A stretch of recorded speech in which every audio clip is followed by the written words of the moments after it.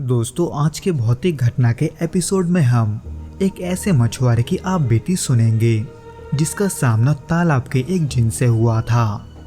तो चलिए बिना किसी देरी के इस डरावने घटना को सुशांत के पॉइंट ऑफ व्यू से सुनते हैं, जिनके साथ ये घटना वास्तव में हुआ था। लेकिन दोस्तों, इससे पहले कि हम इस वीडियो में आगे बढ़ें, आप प्लीज़ इस चैनल को सब्सक्राइब करके इसे अपने दोस्तों के साथ शेयर ज़रूर करना, क्योंकि हम ऐसे वीडियोस हर शाम 6 बजे आपके लिए लाते रहते हैं।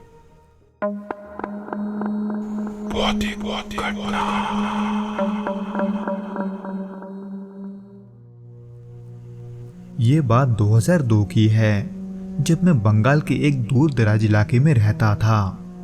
उन दिनों त्योहार सर पर होने के कारण मुझे पैसों की बहुत ज़रूरत थी, जबकि मेरी रोजी रोटी सिर्फ मछली बेचने तक ही सीमित थी। इसलिए पिछले कुछ दिनों से मैं ज़्यादा मछलियाँ पकड़ने के लिए रात के 3:30 बजे घर से निकल रहा था, ताकि ज़्यादा मछली पकड़ने के बाद सुबह के 6-7 बजे तक उन्हें बाजार में बेच सकूं। पर पिछले कुछ दिनों से मुझे ज़्यादा मछलियाँ नहीं मिल रहे थे, क्योंकि नदी के जिस हिस्से में मैं मछली पकड़ रहा था वहाँ और भी बहुत लोग थे। इसलिए एक रात मैंने थोड़ा गहरे पानी की ओर जाने का सोचा।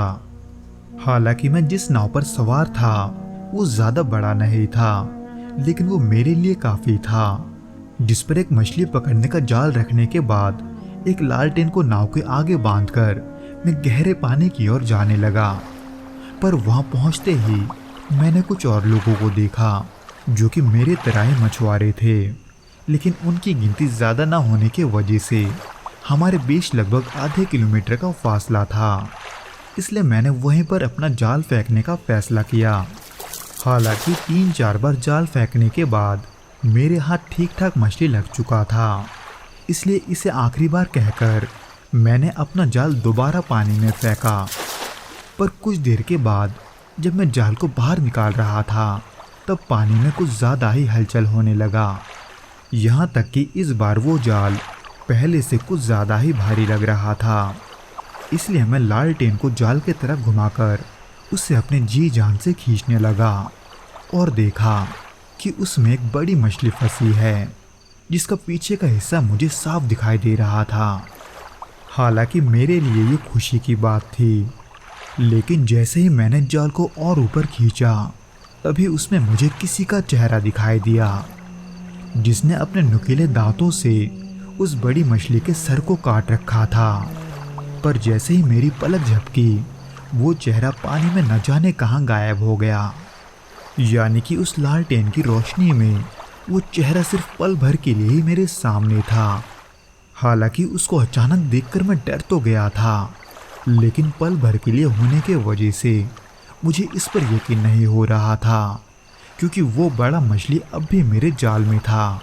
इसलिए मैंने इसे कोई वहम समझकर उन मछलियों को नाव में रखा और फिर वापस जाने लगा। लेकिन इसी बीच एक किनारे पर मैंने एक बहुत ही अजीब सी चीज़ देखी।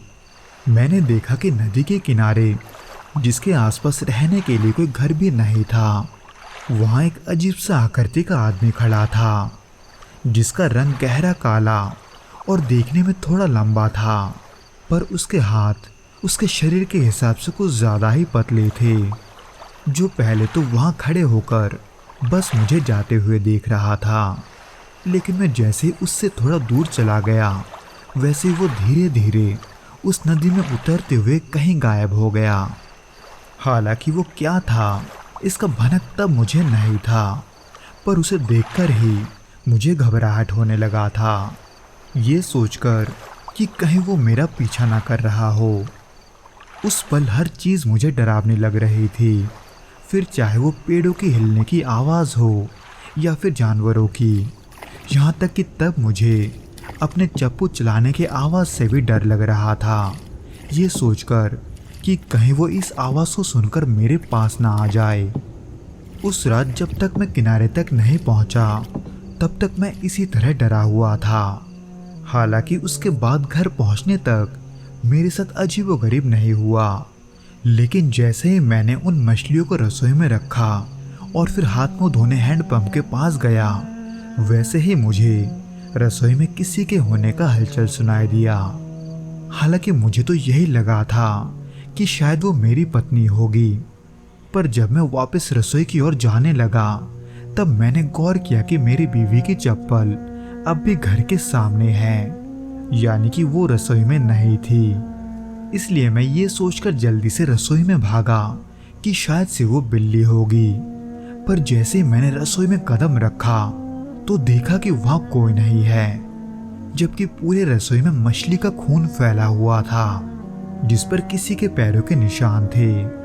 कीचड़ से सना हुआ लेकिन सामान्य आदमियों से बड़ा, जिसको देखकर मैं ये समझ गया था कि वो वही है जिसको मैंने नदी में देखा था। क्योंकि रसोई में मैंने जितनी भी मछलियां रखी थी उनमें से बहुत सारे मछलियों के सर चबाए हुए थे और वो बड़ी मछली वो वहां से गायब थी।